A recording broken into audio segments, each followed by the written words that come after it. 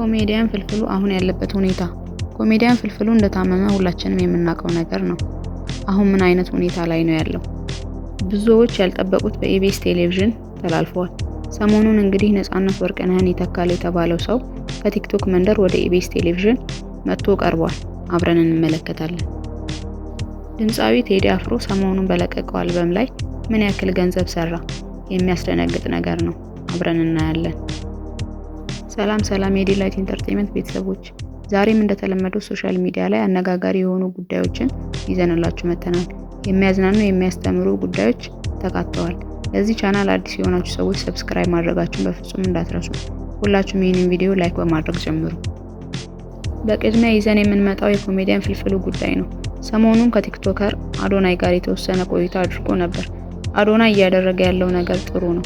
ኮሜዲያን ፍልፍሉ ከዚህ ቦታ እንዲነሳ ተነስቶም እንድናየው ነው ማድረግ ያለብን። በአጠቃላይ ህዝቡ ከሚያዘን ይልቅ በትብብር እሱን መርዳት የምንችልበትን መንገድና ሁኔታ ነው መፈጠር ያለበት። የታመመው በሽታ ስትሮክ ብዙ ወጪ የሚያስወጣና ብዙ እንክብካቤ የሚፈልግ ስለሆነ የአቅማችንን መርዳት ይጠይቃል። ወደ ቀጣዩ ጉዳይ ስንገባ ሰሞኑን ኢቢኤስ ላይ ቪዲዮ ተለቋል። ብዙዎቻችሁ ነፃነት ወርቅነህን ይተካል ያላችሁት ግለሰብ ቲክቶክ ላይ ላይክ ሼር ሲደረግለት የነበረው ግለሰብ እኛም በዚህ ግለሰብ ላይ ቪዲዮ ሰርተንበት ነበር እና ሰይፉ ላይ ቀርቧል። ይህንን እድል ላያገኝበት የሚችሉ ብዙ ምክንያት ቢኖሩትም ግን ይህንን እድል ስላገኘ በጣም ደስ ብሎናል። የሰይፉ በኢቢኤስ ፕሮግራም አዘጋጆች በአንድ ላይ ተሰብስበው የቤተሰብ ጨዋታ የሙከራ ስርጭትም ተደርጓል። እስካሁን ከቀረቡ ሰዎች ከኮሜዲያን ያሲኑ ጀምሮ እስከ አንዱ ዓለም ካሉ ሰዎች ውስጥ የትኛውን ነው የምትመርጡት? ኮሜንት ላይ ሀሳባችሁን አስቀምጡልን። ወደ ቀጣዩ ጉዳይ ስንገባ ደግሞ የቴዲ አፍሮ አልበም በሀገሪቱም ሆነ ዓለም አቀፍ ደረጃ የተለያዩ ሪከርዶችን እየሰበረ እንደሆነ ቪዲዮ ሰርተንበት ነበር። ከዚህ ጉዳይ ጋር ተያይዞ ቴዲ አፍሮ ስንት ብር ነው ያገኘው የሚለው ነገር የብዙዎች ጥያቄ ሆኗል። አሁን ላይ ሰዎች ይህንን ካልኩሌት እያደረጉ 100 ሚሊዮን 80 ሚሊዮን ሰርቷል ብለው ግምታቸውን ያስቀመጡ ነው።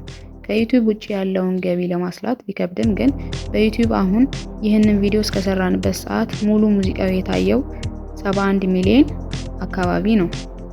ዩቲዩብ አርፒኤም የሚባል ነገር አለ ወይንም ሪቬኑ ፐር ማይል። ይህ ምን ማለት ነው? ከ1000 እይታ ዩቲዩብ የሚከፍለን ዶላር ማለት ነው። ጥሩ አርፒኤም ነው እንኳ ቢባል ከ2 እስከ 3 ዶላር በላይ አይሆንም። ማለትም 71 ሚሊዮን ታይቶለት አርፒኤሙ 2 ዶላር ቢሆን አጠቃላይ ያገኘው ገንዘብ 71 ሚሊዮን ሲካፈል ለ1000 ሲባዛ በ2 ይህ ደግሞ ወደ 142000 ዶላር አካባቢ ነው። እንደኛ ግምት ከሆነ ማክሲመም 200000 ዶላር ሚኒመም ደግሞ 71000 ዶላር አግኝቷል ብለን እናስባለን። የዛሬ ቪዲዮ ይህንን ይመስል ነበር። በሌላ ቪዲዮ እስክንገናኝ ድረስ መልካም ቆይታን ተመኘን።